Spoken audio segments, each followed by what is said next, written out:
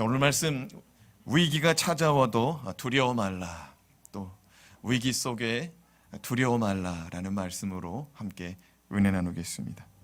지난 시간 아브라함은 하란에서 아버지 데라가 죽은 때에 하나님의 두 번째 부르심을 받았습니다. 하나님께서는 그에게 약속의 말씀, 축복의 말씀을 주시면서 가나안 땅을 향하여 멈추지 말고 믿음의 여정을 계속하여 나아가라고 말씀합니다. 너는 너의 본토 친정 아비 집을 떠나 내가 너에게 지시할 땅으로 가거라. 나는 너로 인하여 장차 민족을 이루게 하고 너로 말미암아 세상 모든 민족이 복을 받을 수 있도록 나는 너에게 복을 주고 너는 복의 근원이 될 것이다. 우리 주님을 말씀하셨습니다. 아브라함은 이 축복의 말씀을 믿음으로 받아들이고 다시금 하란 땅에서 우리 가나안 땅으로 발걸음을 옮겼습니다. 성경은 마침내 가나안 땅에 도착하였다라고 기록합니다. 아브라함과 그의 가족들이 마침내 가나안 땅에 도착하였다. 힘겨운 삶의 힘겨운 여정 가운데 가나안 땅에 도착함을 우리가 지난 시간 발견했습니다. 하나님께서는 가나안 땅에 도착했을 때 아브라함에게 다시 말씀하십니다. 내가 이 땅을 너의 자손들에게 주리라. 내가 이 땅을 너의 자손들에게 주리라. 이 땅이 맞다는 거예요. 내가 너에게 가르쳐 명하여 도착하게 할 땅이 바로 이 땅이 맞다는 거예요. 이 땅이 무슨 땅입니까? 가나안 땅이죠. 가나안 땅. 가나안 땅이 내가 너에게 약속한 땅 맞다는 거예요. 아브라함은 거기서 제단을 쌓습니다. 그리고 믿음으로 그 말씀을 받고 예배를 드립니다. 아브라함은 거기서 세겜 땅에서 삶의 자리를 옮겨 베델에 이르렀을 때에도 동일하게 제단을 쌓고 거기서 여호와 하나님의 이름을 부르고 하나님께 기도하고 제사드렸습니다. 아브라함은 이제 하나님의 말씀을 들으며 또 하나님의 인도하심을 받는 하나님을 경험하는 삶을 살아가고 있습니다. 따라합시다. 하나님을 경험하는 삶. 여러분, 어떤 얘기는 말로만 들어요. 어떤 얘기는 성경 속에 있는 하나님으로만 경험합니다. 그냥 문자적인 하나님이에요. 근데 아브라함에게는 더 이상 글자 속에 있는 하나님이 아니라 자기에게 말씀하시고 자기의 삶 가운데 그 약속의 말씀이 실현되도록 이끌어 가시는 실제적인 하나님으로 다가오고 있다는 거죠.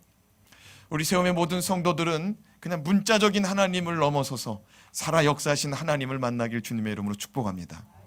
기도하면 기도에 응답이 되고 말씀을 읽으면 말씀이 깨달아지고 그 말씀이 나의 삶을 좌지우지하고 그 말씀이 나를 이끌어가는 역사하시는 하나님을 경험하길 주님의 이름으로 축복합니다. 하지만 이렇게 하나님을 경험하는 아브라함에게 뜻하지 않는 일이 나타났습니다. 하나님의 말씀을 받아서 갈대아 우르를 떠났고 하나님의 말씀을 받아서 하란 땅에서 떠났고 하나님의 말씀으로 마침내 가나안 땅까지 이르렀는데 그 땅은 기근이 임한 땅이라는 겁니다. 뭐가 임했다고요? 기근이 임했다는 것은 홍수나 가뭄으로 인하여서 먹을 것이 없는 상태를 말합니다. 먹을 것이 없어요. 근데 이 이스라엘 땅은 뭐 홍수가 나가지고 잘못되는 일은 거의 없습니다. 비가 안 와서 잘못되는 일이 많아요. 비가 안 와서. 근데 이스라엘 백성들이 사는 이스라엘 땅, 가나안 땅은 하나님 말씀 따라 살 때는 비가 잘 내립니다. 그런데 하나님 말씀대로 살아가지 않으면 비가 잘 안 내려요. 하나님이 하늘 문을 닫아버려요. 이스라엘 백성의 죄악 때문에.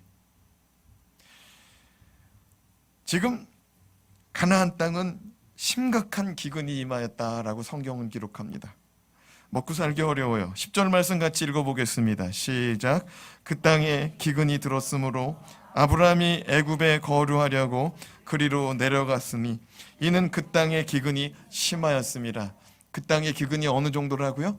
심했답니다. 심한 상태예요. 뭐 며칠 정도 밥 먹지 못해서 어려운 거 참아보지, 경제적으로 어려움 몇 달 정도 참아보지, 이런 정도가 아닌 거예요. 도저히 살아갈 방법이 보이지 않아서 아브라함이 택한 것이 뭐예요? 애굽으로 내려가는 겁니다. 애굽으로 피난살이 가고자 하는 거예요. 하나님께서 내가 이 땅을 너의 자손에게 주리라. 이 땅이다. 내가 너에게 이야기한 것이 이 땅이다 라고 말씀하셨는데 그의 삶의 자리는 기근이 임했다는 거예요. 아브라함은 가족의 가장으로서 그리고 수많은 가축들과 300명이 넘는 남자 직원들을 거느린 경영자로서 고민에 빠지지 않을 수 없었습니다. 부양가족이 자기 말고도 자기 직계가족 말고도 남자들만 300명이 넘었어요. 싸움에 나갈 수 있는 남자들만 창세기 14장에 보면 318명이 넘었습니다. 그러면 그 사람들이 또 가족을 이루고 있을 거 아닙니까? 도대체 몇 명이 아브라함과 함께하고 있었는지 모르겠어요. 아브라함은 아브라함 혼자만의 삶을 걱정하고 아브라함의 혼자만의 삶을 염려하면서 애굽으로 내려간 게 아닙니다. 함께하는 많은 가축들과 많은 부양자들을 생각하면서 애굽으로 내려간 거예요. 그런데 아브라함이 기근을 피해 애굽으로 내려갔는데 문제는 거기 가니까 더 큰 문제가 있는 거예요. 거기 가니까 더 큰 문제가 있어. 뭐냐면은 자기의 목숨과 자기 아내를 빼앗길 뻔했습니다. 사람이 자기 목숨을 빼앗긴다. 이건 무슨 말이냐면은 그동안에 모은 거, 그동안에 쌓아놓은 거, 그거 다 잃어버린다는 소리예요. 자기 목숨을 잃어버린다는 거는 다 잃어버린다는 거예요. 아니 먹고 살 게 없어가지고 그 역경을 피해가지고 애굽으로 갔는데 목숨이 위태로워요. 더 나아가서 자기 와이프도 다른 이에게 빼앗길 지경입니다. 오늘 아브라함이 겪게 된 역경이 겹친 삶의 위기의 현장을 통해 저와 여러분의 삶에 큰 은혜가 임할 수 있는 복 있는 말씀으로 다가오길 주님의 이름으로 축복합니다. 자, 그렇다면 우리가 믿음으로 살아보려 할 때 기근과 같은 역경이 찾아오면 어떻게 반응해야 됩니까? 우리 성도된 우리는 어려움이 찾아올 때 어떻게 반응해야 되는가? 첫째, 환경이 아니라 말씀을 따라 살아가야 됩니다. 따라합시다. 환경이 아니라 말씀을 따라갑시다. 우리가 흔히 신앙인은 믿음으로 살아간다라고 말합니다. 로마서에 기록된 말씀처럼 오직 의인은 믿음으로 말미암아 살리라라고도 말합니다. 그럼 믿음으로 산다는 것은 무엇입니까? 믿음으로 산다는 것은 말씀을 따라 사는 겁니다. 우리가 신앙으로 살아간다라는 것은 그냥 내 멋대로 내 생각대로 살아가는 게 아니라 말씀을 따라 살아가는 것이 신앙인 줄로 믿습니다. 오늘 또 우리는 말씀 따라 살고자 주님 앞에 나와서 말씀 듣고 있는 걸로 믿습니다. 그런데 신앙생활 가운데 주의해야 될 것이 무엇이냐? 우리의 삶의 환경은 변할 수 있다는 것을 인정하고 살아야 된다는 거예요. 따라합시다. 내 삶은 변할 수 있습니다. 가난하다가도 부유할 수가 있는 것이고요. 부유하다가도 가난해질 수가 있는 것이 내 삶이다라고 인정해야 되는 거예요. 건강하다가도 건강을 잃어볼 수 있다. 건강이 없다가도 건강을 되찾을 수 있다. 우리의 삶의 환경은 바뀔 수가 있다. 이거를 신앙생활 가운데 인정할 수 있어야 된다는 거예요. 근데 우리가 착각하는 건 뭐냐면 우린 항상 잘 되기만을 바라고 항상 잘 되는 삶을 유지하기를 원하는 그런 습성이 있다는 거죠. 근데 예수 그리스도의 삶은 어떠셨습니까? 하늘 보자 천국의 삶을 버리시고 이 땅에 낮고 낮은 자리에 오셨습니다. 예수님은 우리 가운데 말씀하셨습니다. 공중에 나는 새도 거처가 있는데 나는 거처가 없다고 그래요. 머리 둘 곳이 곳조차 없대요. 주님은 공생의 사역 시작하고 평생 얻어먹고 사셨죠. 누가 주면 먹었습니다. 누가 주면 먹었어요. 누가 헌금을 드리면 그 헌금 가지고 먹고 그 헌금 가지고 함께 모인 자들과 나눴습니다. 주님은 우리의 세상적인 관점으로 보면은 부도난 사람이죠. 집도 없고 무슨 생산적인 일을 하는 것도 아니고 인컴이 있는, 수입이 있는 삶도 아니니까. 근데 주님은 그것에 대하여 원망하지 않고 불평하지 않고 오직 주님 말씀대로 살아가고 주님 말씀대로 죽으시고 주님 말씀대로 다시 사셨다는 거죠. 아멘입니까? 그러니까 우리는 인정해야 돼요. 우리 환경이 변할 수 있다. 아멘입니까? 그러니까 이게 인정이 안 되면은 신앙생활이 거부감이 드는 거예요. 왜 나의 삶에 이런 게 찾아오냐는 거죠. 왜 나의 삶에 이런 일이 찾아오느냐. 사실 아브라함은 가나안 땅을 완전히 떠나려고 애굽에 내려간 게 아닙니다. 잠깐 내려갔다가 기근이 끝나면 다시 오려고 한 것입니다. 왜냐하면 아브라함 입장에서는 하나님의 말씀을 듣고 고향을 떠났죠. 하나님의 말씀을 듣고 잘 나가던 사업이 있던 하란 땅을 떠났어요. 그리고 마침내 도착한 가나안 땅을 바라보고 있는데 하나님이 뭐라고 말씀하셨냐면 이 땅 맞다는 거예요. 내가 너에게 줄 땅, 너의 자손들에게 영원히 줄 땅, 가나안 땅, 이곳이 맞다. 근데 아브라함 입장에서 다 버리고 왔는데, 이 땅 받으려고 다 버리고 왔는데 이 땅 버리고 애굽에 갈 이유가 있습니까? 없습니까? 없어요. 잠깐 간 것뿐이에요. 근데 이것 때문에 하나님이 아브라함의 목숨, 아브라함의 아내, 아브라함이 소유한 모든 것을 다 잃어버리게끔 하나님이 만드셨는가? 아닙니다.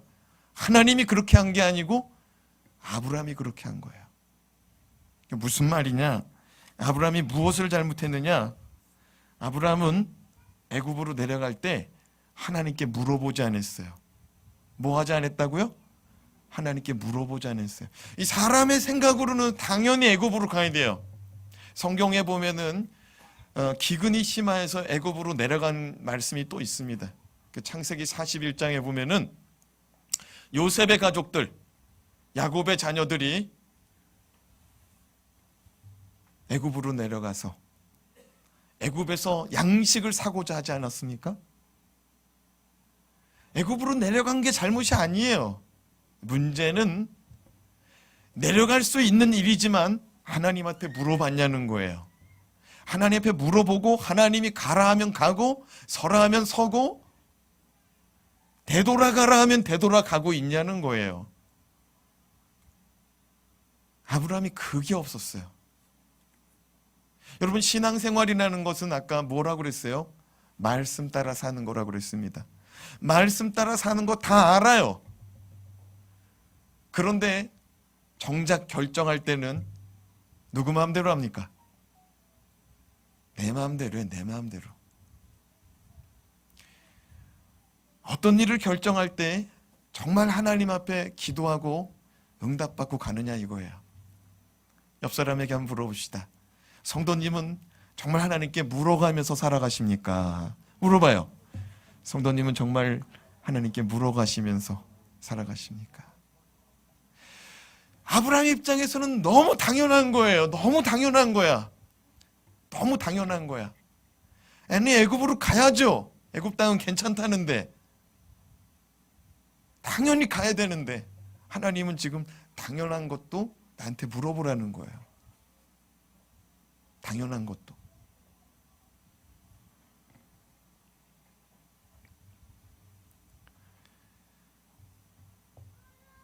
우리는 우리가 어떤 일을 결정하고 내 뜻대로 되지 않으면 우리 하나님께 도움을 요청합니다. 하나님 도와주세요. 하나님, 이 일이 틀어지면 안 됩니다. 이 일은 하나님께서 반드시 도와줘야 되는 일입니다. 저의 생이 걸려 있습니다. 저의 인생이 걸려 있습니다. 하나님, 이 일은 반드시 도와줘야 됩니다. 근데 이 일은 누가 저질러 놓고 하나님한테 도와달라고 그래요. 일은 내가 저질러 놨어. 내가 그 일을 결정하고 내가 그 일 가운데 내가 그것을 계획하고 주도하고 있어요. 때로는 우리가 하나님께 이렇게 말할 때도 있습니다. 왜 안 도와주십니까? 왜 안 도와주세요? 왜 하나님 안 도와주십니까? 기도하면 다 된다면서요. 부르짖으라면서요. 들어주시겠다면서요. 왜 안 들어주십니까? 이렇게 우리가 항의할 때도 있습니다. 그러나 여러분, 우리 같이 한번 고백합시다. 어떤 일을 결정하기 전에 하나님께 물어봅시다. 어떤 일을 결정하기 전에 하나님께 좀 물어보고 결정했으면 좋겠어요. 그래서 하나님이 해도 됩니까? 라고 묻는데 안 된다. 그러면 안 할 수 있기를 바랍니다. 때로는 안 했으면 좋겠는데 하나님이 자꾸 하라는 거예요. 그러면 할 수 있기를 바랍니다. 그게 해고 안 하고의 걸림은 어디서 결정되느냐? 내 자존심 때문에 그래. 그리고 내 머리 때문에 그래. 내 머리가 너무 잘나가지고 하나님이 말씀하시는 걸 따를 수가 없어요.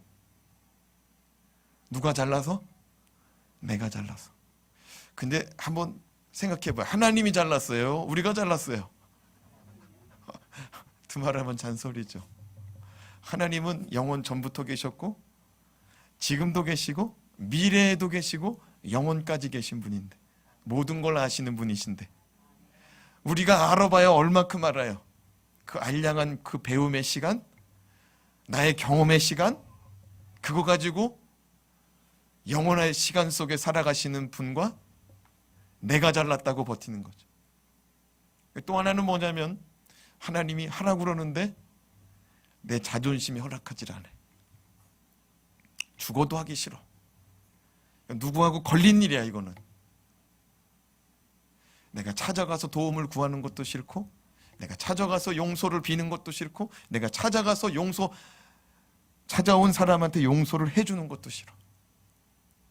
때로는 우리가 자존심 때문에 하나님 말씀을 순종하지 못할 때 있다는 거죠. 때로는 하나님께서 우리 가운데 이렇게 말씀할 때도 있습니다. 하나님 지금입니까? 아니다. 조금 더 기다려라. 하나님 지금 놓치면 안 됩니다. 지금 기회를 놓치면 안 됩니다. 지금이 적기입니다.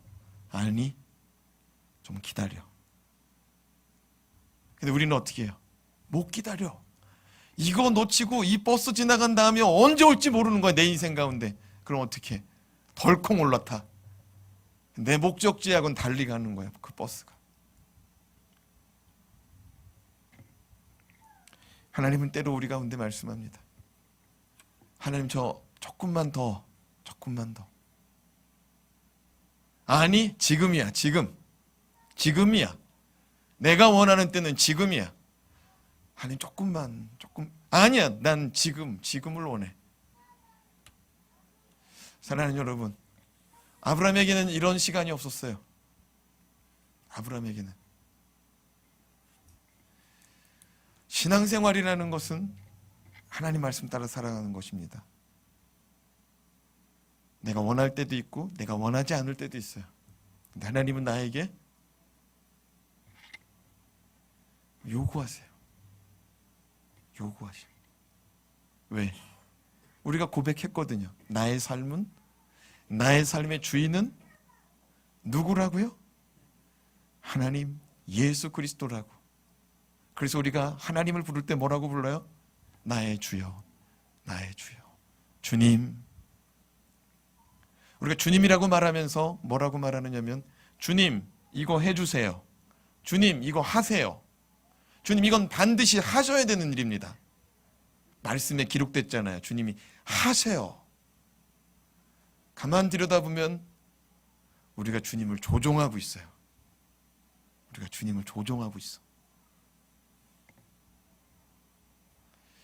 주님 말씀 따라 살아가되 인생 가운데 중요한 일을 결정하고 또 삶의 작은 일들 가운데도 하나님께 물어볼 수 있는 그런 믿음을 소유하길 주님의 이름으로 축복합니다.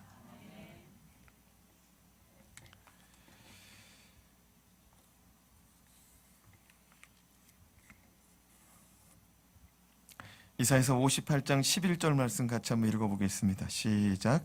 여호와가 너를 항상 인도하여 메마른 곳에서도 내 영혼을 만족하게 하며 내 뼈를 견고하게 하리니 너는 물된 동산 같겠고 물이 끊어지지 아니하는 샘 같을 것이라. 하나님께서 이사야 선지자를 통해서 말씀하셨습니다. 여호와가 너를 항상 인도하여 메마른 곳에서도 너의 영혼을 만족하게 하실 것이다. 다른 말로 하면 이런 말이죠. 하나님은 항상 우리를 인도하고 싶어 하세요. 언제? 항상. 기쁠 때나 좋을 때나. 특별히 그 이사야서 58장 말씀이 뭐라고 그러냐면 메마른 곳에서도 인도하기를 원하시는 줄로 믿습니다. 메마른 곳에서도. 지금 아브라함은 가나안 땅이 메말랐어요. 비가 안 와가지고. 들에 풀조차 없어. 소와 양과 낙타와 염소들을 먹여야 되는데 풀이 없어요. 메말랐어. 그래서 이동한 거예요. 하나님 뭐라 그러냐면 내가 메마른 곳에서도 너의 영혼을 만족하게 해주겠다는 거예요. 사랑하는 여러분, 사실 인생은요, 돈이 많아도 만족함이 없습니다. 좋은 집에 살아도 그 만족함은 얼마 못 가요. 좋은 차를 타도 마찬가지입니다. 연예인들은 인기로 먹고 살아요. 인기로. 어딜 가든지 사람들이 그들을 알아봐 줍니다. 근데 그들이 말하는 게 뭔지 아세요? 외롭다라고 말합니다. 외롭다. 그래서 외로워서 도박도 하고, 외로워서 타락도 해보고, 마약도 해보고. 근데 그들이 하나같이 하는 얘기 뭐냐면은 채워지지 않는다는 거예요. 공허함이. 그 외로움이 달래지지 않는다는 거예요. 우리 영혼을 만족하는 분은 오직 여호와 하나님인 줄로 믿습니다. 우리가 정말 단칸방에 산다 할지라도, 다 썩어져가는 차를 탄다 할지라도 우리가 기뻐하고 우리가 만족할 수 있는 이유는 하나님의 인도하심 아래 살아가면 만족함과 기쁨이 일어날 줄로 믿습니다. 다른 사람이 봤을 때는 내가 정말 기뻐할 수 없는 이유인데 나는 기뻐요. 하나님 안에, 하나님의 인도하심 안에 살아가기 때문에.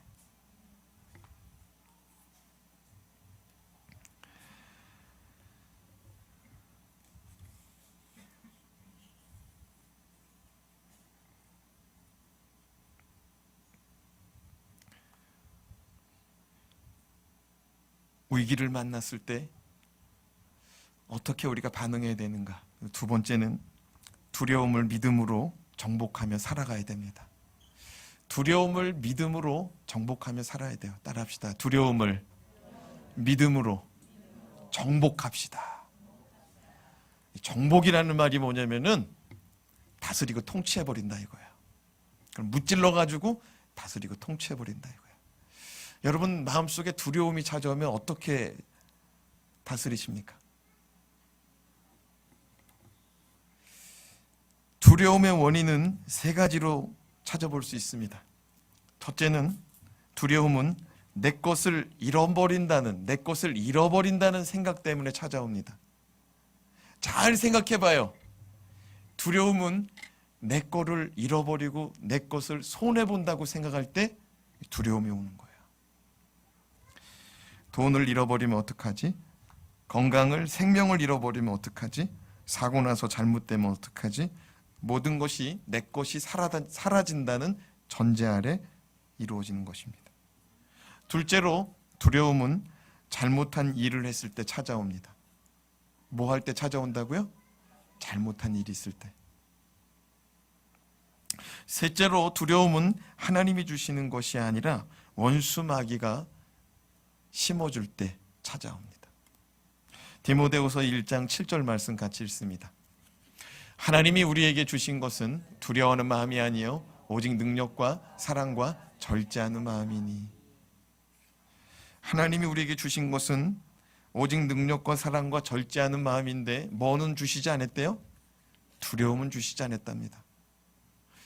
여러분 마음속에 걱정과 염려와 근심, 두려움이 찾아오면 하나님이 준 것이 아니고 원수 마귀가 나의 마음속에 심어줬다라고 깨닫기 바랍니다.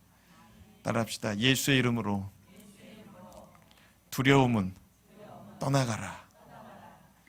내가 두려움을 향하여 명령하고 내가 두려움을 향하여 나가라 들어가라 할 수 있는 것은 정복하는 것인 줄로 믿습니다. 이사야서 41장 10절 말씀도 읽어보겠습니다. 시작. 두려워하지 말라. 내가 너와 함께함이라. 놀라지 말라. 나는 내 하나님이 됨이라. 내가 너를 굳세게 하리라. 참으로 너를 도와주리라. 참으로 나의 의로운 오른손으로 내가 붙들리라. 참으로 의로운 오른손으로 내가 너를 붙들리라. 두려워하지 말아라. 놀라지 말아라. 내가 너와 함께 할 것이다. 하나님 우리 인생을 향하여 두려워하지 말라라고 말씀하십니다. 내가 너와 함께 할 것이다 라고 말씀합니다.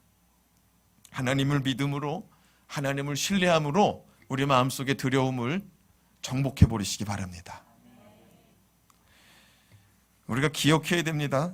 우리 인생 가운데 우리의 것은 단 하나도 없다는 사실. 따라합시다. 나의 인생 가운데 내 것은 단 하나도 없습니다. 일도 없어요. 일도 없어. 우리가 태어날 때 집문서 땅문서 들고 나온 사람 없습니다. 다 빈손 들고 나왔어요. 그것도 세상 가운데서 많이 갖고 싶었는지 어떻게 하고 났어요? 주먹을 불끈 쥐고. 근데 그 주먹을 다 펴봐요. 뭐 들었던가요? 아무것도 없어요. 애들이 꽉 쥐고 태어나거든요. 그리고 그 주먹 펴봐. 아무것도 없어. 뭐 갖고 싶어서 나왔나 봐. 근데 갈 때는 어떻게 하고 죽어요? 어?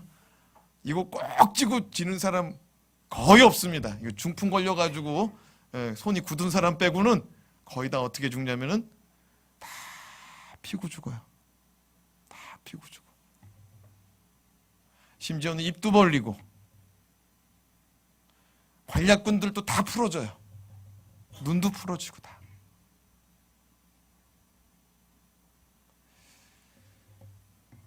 아무것도 가져가지 않아요. 아무것도 가져가지 못해.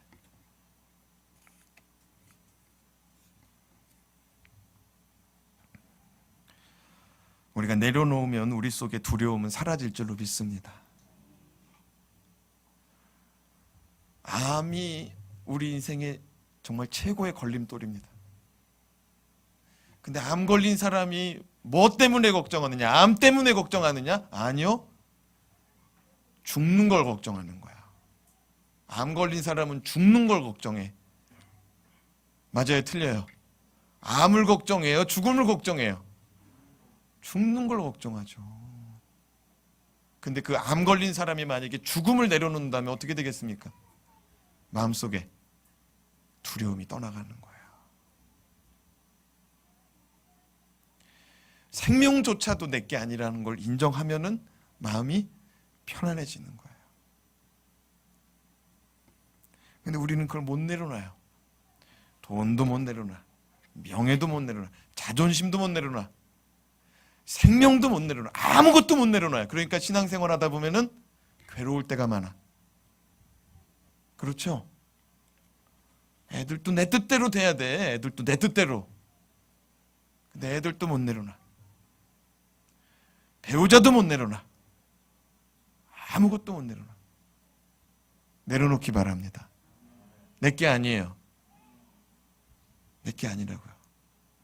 내가 내 배우자를 막 신경 써가지고 내가 내 배우자를 막 챙겨가지고 영원히 살 수 있을 것 같아요? 아무리 챙겨줘도 그게 안 돼요. 왜? 내 것이 아니기 때문에. 하나님의 것임을 인정하시기 바랍니다. 둘째로 잘못한 일 있으면 자수하여 강면 찾으시기 바랍니다. 자수하여 광명 찾으세요. 잘못한 일 있으면. 사람한테 잘못한 일 있으면 사람한테 하고, 또 하나님한테 잘못한 일 있으면 하나님 앞에 자수하고 자백하시기 바랍니다.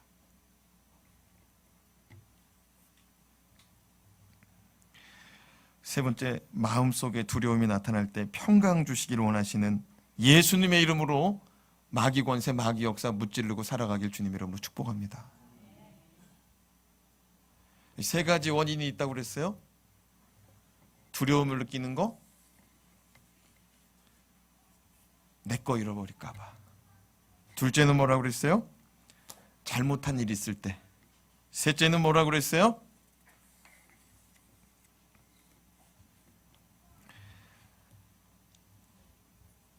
원수마귀가 내 속에다가 두려움 심어줄 때. 그럼 어떻게 하라고 그랬어요? 예수의 이름으로 정복하시기 바랍니다. 창세기 12장 5절 말씀을 보면은요, 아브라함은 하란에서 많은 소유물을 이끌고 나왔어요. 같이 읽어봐요. 시작. 아브라함이 그의 아내 사레와 조카 롯과 하란에서 모은 모든 소유와 얻은 사람들을 이끌고 가나안 땅으로 가려고 떠나서 마침내 가나안 땅에 들어갔더라. 아브라함이 가나안 땅에서 기근 만났을 때 애굽으로 간 이유는 단 하나예요. 내 거 잃어버릴까 봐. 맞아요, 틀려요? 가축들 굶어 죽을까 봐, 내 새끼 굶어 죽을까 봐. 내 새끼는 없었죠, 아브라함이 그때까지는. 내 와이프, 내 조카 잘못될까 봐. 근데 여러분, 우리가 아까 이사야서 말씀 읽었지만 하나님은 항상 우리와 함께 하시고 항상 우리를 인도하기를 원하시는데, 메마른 땅 가운데서도 무엇을 줄 수 있다고 그랬어요? 만족을 줄 수 있다고 그랬어요. 하나님은 우리와 항상 함께하는 줄로 믿습니다. 아브라함은 하나님을 의지하고 하나님한테 물어봤어야 돼. 11절에서 13절 말씀을 읽어봐요. 아브라함이 애굽으로 내려갔는데 그에게 찾아온 역경이 무엇인지. 11절에서 13절 시작. 그가 애굽에 가까이 이뤘을 때 그의 아내 사라에게 말하되 내가 알기에 그대는 아리따운 여인이라. 애굽 사람이 그대를 볼 때에 이르기를 이는 그의 아내라 하여 나는 죽이고 그대는 살리리니 원하건대 그대는 나의 누이라라. 그러면 내가 그대로 말미암아 안전하고 내 목숨이 그대로 말미암아 보존되리라. 애굽에 거의 도착했을 때 아브라함에게는 또다시 두려움이 몰려왔습니다. 굶어 죽을까 봐 내려갔는데 거의 도착했는데 마음속에 두려움이 또 찾아왔어. 그게 무슨 두려움이냐? 자신의 아내 사라가 너무 이쁘기 때문에 자기 아내는 살려두고 자기는 죽일 것 같은 두려움이 찾아왔어요. 그래서 아브라함과 사라는 사람들을 만나면 거짓말하기로 작전을 짭니다. 아브라함이 뭐라고 말합니까? 여보, 당신은 나를 남편이라고 부르지 말고 오빠라고 부르라는 거예요. 오빠. 요즘에는 젊은 사람들이 다 오빠하고 부릅니다. 근데 옛날에는 오빠라고 부르면 어른들한테 혼났습니다. 근데 여러분, 이 아브라함이 애굽에 도착할 때 오빠라고 부르라고 하는 바람에 마누라 잃어버릴 뻔했습니다. 마누라 잃어버릴 뻔했어요. 14절에서 16절 말씀 같이 읽어보겠습니다. 시작. 아브라함이 애굽에 이르렀을 때 애굽 사람들이 그 여인이 심히 아리따움을 보았고 바로의 고관들도 그를 보고 바로 앞에서 칭찬함으로 그 여인을 바로의 궁으로 이끌어 들인지라. 이에 바로가 그로 말미암아 아브라함을 후대함으로 아브라함이 양과 소와 노비와 암수 나귀와 낙타를 얻었더라. 아브라함이 애굽에 도착하니 실제로 사람들이 난리가 났습니다. 아브라함의 아내 사라의 무엇을 보고 난리가 났어요? 오늘 말씀해 보니까 아리따움이래요. 아리따움. 아브라함의 아내 이 사라를 보면서 아리따움을 느꼈다. 얼마나 아름다웠는지, 얼마나 예뻤는지 사라의 미모가 애굽 왕실에게까지 소문나고 애굽 왕 바로가 그 사례를 보고 한눈에 뿅 가고 아브라함한테 노비도 주고 가축도 주고 낙타도 주고 지창금을 다 내어줄 정도였습니다. 근데 놀라운 사실을 제가 여러분에게 가르쳐 드리겠습니다. 아브라함의 나이는 하란을 떠날 때 75세였습니다. 그의 와이프 사라는 아브라함과 10살 차이입니다. 작아요. 몇 살이에요 그러면? 65세. 65세 여자를 보고 사람들이 난리가 났어요. 엄청 아름답다고. 그리고 애굽 왕 바로는 후궁들이 굉장히 많았어요. 근데 그 후궁들 있으면서도 저 여자를 갖고 싶은 거야. 몇 살짜리 여자를? 65세 여자를. 야, 아브라함의 아내 사레가 쓰는 화장품을 좀 알아봐야겠어요. 아니 피부 관리를 어떻게 했길래? 그죠? 65세인데 아가씨같이 보였다는 거 아닙니까 지금? 네? 아가씨같이. 저는 우리 성도님들의 부인이 이 사라의 아리따움이 임하기를 주님의 이름으로 축복합니다. 제가 하는 걱정이 뭐냐면은 우리 성도님들의 이 아브라함의 아내 사라의 이 아리따움을 받은 우리 성도님들의 남편이 이제 죽도록 걱정하고 염려할까봐 그것도 걱정이에요. 내 마누라를 누가 데려가면 어떡하나. 내 마누라는 어디다가 내놓으면 당장 잡아갈 만한 이쁜 여자인데 평생 고민하고 걱정하고 염려할까봐 그것도 걱정이에요.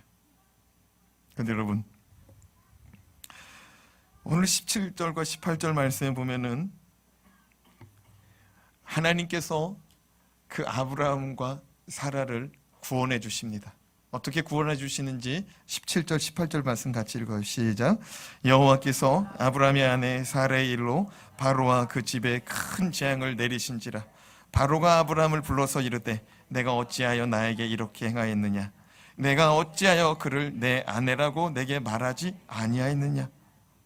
애굽 왕 바로가 사라를 아내로 맞이한 날 밤 여호와 하나님은 애굽 왕 바로의 집에 큰 재앙을 내렸습니다. 큰 재앙을 내렸어요. 사람이 감당할 수 없는 어려움이 역병이 그의 집안 가운데 임해버렸어요. 그래서 갑자기 이런 일을 당하니 이게 어떻게 된 일이냐. 하나님이 말씀하십니다. 너 왜 아브라함의 아내 사레를 너의 아내로 삼으려 하느냐. 바로가 깜짝 놀라가지고 아브라함을 부릅니다. 아브라함아, 이 여자 네 여자냐? 왜 나한테 말하지 않았느냐? 왜 나를 속였느냐?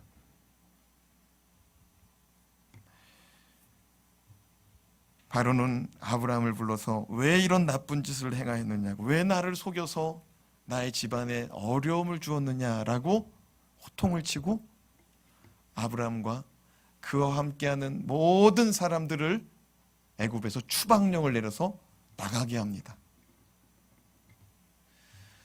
누가 아브라함의 목숨과 누가 아브라함의 아내 사레를 구원하였어요? 하나님이. 여기서 중요한 게 뭐냐면은 하나님이 가나안 땅에 있을 때 찾아와서 말씀하셨어요. 그런데 아브라함이 애굽으로 갔는데 그 자리에 누가 같이 갔다는 얘기예요? 하나님이 같이 갔다는 얘기예요. 그래서 그 자리에서 하나님이 그 아브라함을 구원해냈어요. 애굽에서 구원할 수 있는 하나님은 가나안 땅에서 기근 가운데서 구원해낼 줄로 믿습니다. 여러분 생각해봐요. 지금 경기가 없다 하는데 되는 집은 돼요, 안 돼요? 되는 집은 되더라고요. 기근 가운데서도 하나님이 먹이시고 입히시는 집은 된다 이거예요. 기근 가운데서도 하나님 아버지 앞에서 하나님의 말씀을 기다리고 하나님한테 묻고 있는 사람은 하나님이 그 영혼을 책임지신다 이거예요. 아멘입니까? 비록 당장은 먹고 살기 어려울지 몰라도 목숨의 위협, 자기 가족을 잃어버리는 위협은 겪지 않는단 말이에요. 아브라함이 그렇게 애굽에서 추방당해가지고 어디로 왔느냐? 창세기 13장 다음 주일날 말씀인데요. 창세기 13장 1절에서 4절 말씀 같이 읽어요. 시작. 아브라함이 애굽에서 그와 그의 아내와 모든 소유와 롯과 함께 네겝으로 올라가니 아브라함에게 가축과 은과 금이 풍부하였더라. 그가 네겝의 길에서부터 길을 떠나 베델에 이르며 베델과 아이 사이 곧 전에 장막 쳤던 곳에 이르니 그가 처음으로 제단을 쌓은 곳이라. 그가 거기서 여호와 이름을 불렀더라. 애굽에서 나왔어요. 올라오는 길에 네겝 사막을 네겝 광야를 지나가 베델로 다시 올라갔어요. 베델로. 근데 베델은 오늘 말씀 4절에 보니까 뭐라고 써 있어요? 그가 처음으로 제단을 쌓은 곳이더라. 이게 무슨 말이냐면 돌고 돌아서 어디로 왔어요? 처음 그 자리로 왔어. 돌고 돌아서 처음 그 자리로. 여기 앉아 계신 분들 가운데서는 아마 돌고 돌아가지고 이 자리에 앉아 있는 분도 있을 거예요. 돌고 돌아가지고. 본래 하나님이 이 자리에 앉아 있길 원했는데 돌고 돌고 돌다가 하나님 말씀대로 살아가는 건 이만큼 중요해요. 내 힘과 내 지혜와 나의 판단력과 나의 가치관과 나의 소견과 나의 생각대로 살아요. 근데 돌아오는 자리는 하나님 앞에 선 그 자리예요. 아무리 우리의 생각이 잘나도 하나님 앞에 서야 되는 거예요. 하나님 앞에.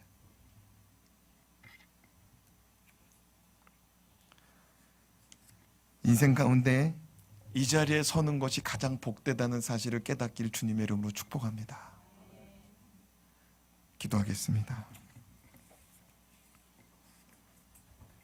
하나님 아버지, 오늘 이 시간 주의 말씀을 받습니다.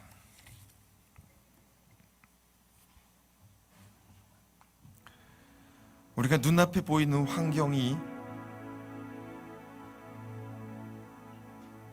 어려워졌다고 해서, 좋아졌다고 해서 하나님을 더 사랑하기도 하고 하나님을 조금 사랑하기도 하고 하나님을 원망하기도 하고 하나님을 찬양하기도 하는데, 하나님 우리 가운데 말씀하십니다. 너의 환경은 바뀔 수 있다. 너의 환경은 바뀔 수 있다.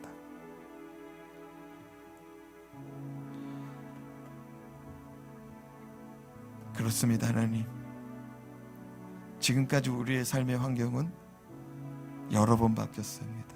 12번도 더 바뀌었습니다. 그 가운데 우리는 하나님 앞에 다시 돌아왔습니다. 오늘 이 시간, 오늘 이 말씀이 우리의 기억 속에 사라지지 않게 해 주시옵소서. 이제 더 이상 돌고 도는 인생 살아가지 않고 하나님 아버지 앞에 머물면서 하나님의 뜻을 구하며 하나님의 말씀을 구하며 살아가게 하여 주시옵소서. 그 말씀대로 살겠습니다. 그 말씀대로 주님 앞에 머물러 있겠습니다. 도와주시옵소서. 예수님의 이름으로 기도드리옵나이다. 아멘.